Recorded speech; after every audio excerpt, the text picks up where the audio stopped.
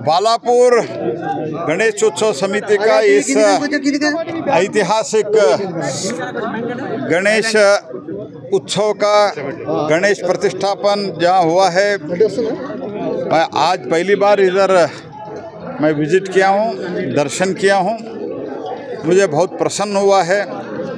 इतनी बड़ी मात्रा में लोग भक्ति भाव से जो इधर धार्मिक विधि विधान के साथ एक धर्म जागृति का अभियान कर रहे हैं, ये देखते हुए मुझे बहुत प्रसन्न भी हुआ है।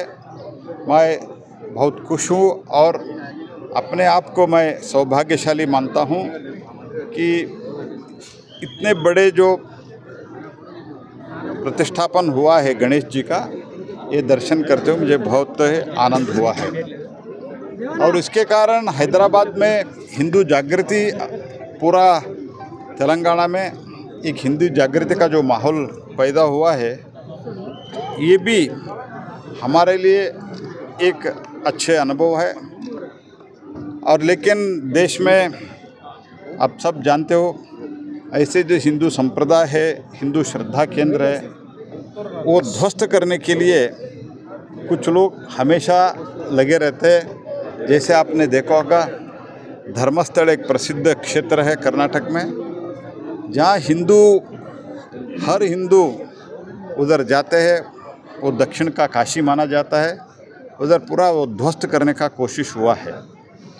तो एक तरह हमारे तरफ से हमारा जो सनातन परंपरा है, वो सनातन परंपरा को रक्षा करने के लिए हम काम कर रहे हैं। लेकिन कुछ लोग अल्ट्रा लेफ्टिस्ट लोग भी है, कांग्रेस में भी वो लोग घुस गए हैं। वो लोग देश में और जहाँ भी हिंदू श्रद्धा केंद्र है, उसका श्रद्धा कैसे कम करे, ऐसे सोच के काम कर रहे हैं। बहुत बड़ा दौर्भाग्यपूर्ण बात है। और इसी के साथ जो राहुल गांधी देश के संविधान के व्यवस्था पर प्रश्न चिन्ह उठाने का कोशिश कर रहे हैं, तो माननीय प्रधानमंत्री जी के माता जी के खिलाफ उन्होंने जो बयान दिया है, कांग्रेस पार्टी के सभा में जो भी हुआ है, इसका खंडन करने का काम अभी तक राहुल गांधी ने नहीं किया है। सर, राहुल जी ने बार बार वोट चोरी बोल के बोल रहे हैं। स्वर्गीय माता प्रधानमंत्री जी का माताश्री के बारे में इन्होंने जो गलत बयान, अनाप शनाप बयान दिया है, तो बहुत ये खंडनार्ह है। राहुल गांधी को क्षमा प्रार्थना करना चाहिए, कांग्रेस पार्टी को क्षमा प्रार्थना चाहिए। सोनिया गांधी जी को थोड़ी भी सेंस है तो राहुल गांधी को सलाह देना चाहिए माफ़ी मांगने के लिए। दूसरी बात, वोट चोरी का हर एक उनका इल्ज़ाम का पूरा खुलासा हुआ है, अभी कोई उसमें दम नहीं है। उन्होंने महादेवपुर का कर्नाटक के लेके आया, उसमें तो सरकारी उनका ही था। इलेक्शन कमीशन क्या होता है? इलेक्शन कमीशन डीसी होता है, डिस्ट्रिक्ट मैजिस्ट्रेट होता है, डिस्ट्रिक्ट कलेक्टर होता है, उसके अंडर तहसीलदार होता है। सब उनके कालखंड में हुआ है। और दूसरी बात, सिद्धरामैया ने कहा है 1991 में मुझे भी चीटिंग करके हरा दिया। 1991 में कांग्रेस में नहीं था, ये कांग्रेस के खिलाफ खड़े हुए थे, कांग्रेस ने उनको चीट किया है, तो कांग्रेस पार्टी क्यों चले गए? सब सेल्फ गोल हो रहे हैं, फिर भी वो नहीं छोड़ रहे। तो ऐसे तो कुछ होने वाला नहीं है। जब तेलंगाना में जीता, इलेक्शन कमीशन ठीक था, ईवीएम ठीक था, वोट चोरी नहीं हुआ था।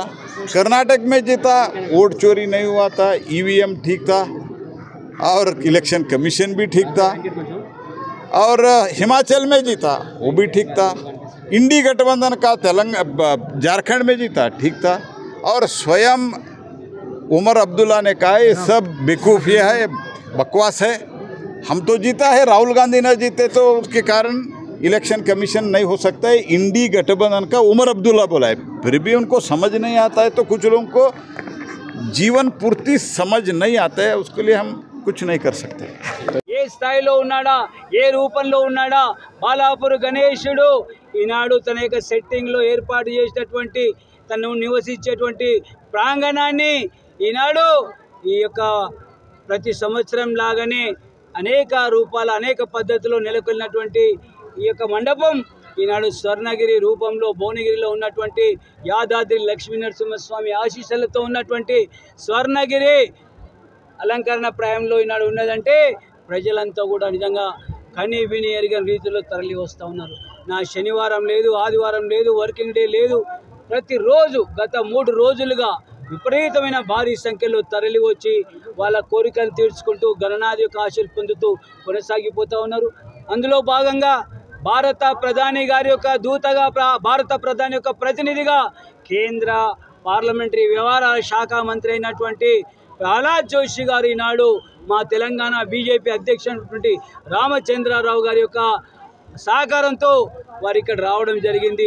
నిజంగా ఈ బాలాపూర్ గ్రామానికి, బాలాపూరే కాదు యావత్ తెలంగాణ ప్రజలకు ఇది ఒక రోల్ మోడల్గా ఉంది. కాబట్టి అందులో భాగంగానే ప్రహ్లాద్ జోషి గారు కూడా రామచంద్రరావు గారు విచ్చేసి ప్రత్యేక పూజలు చేసి ఇక్కడ ఉన్నటువంటి విషయాలను చూసి వారు చాలా ఆశ్చర్యాన్ని, ఇంత భక్తి భావన, ఇంత జాతీయతావాదం, ఇంత హిందుత్వవాదం ఈ విధంగా ఉంటుందా అనేటువంటి పరిస్థితులను వారు గమనించి అందరికీ కూడా వారు శుభాకాంక్షలు తెలిపారు, ఆశీస్సులు తెలిపారు భక్తులందరికీ కూడా. ఈ సందర్భంగా బాలాపూర్ 46వ గణేష మండప ఉత్సవాల ద్వారా ప్రజలందరూ కూడా మేము విజ్ఞప్తి చేస్తూ ఉన్నాం.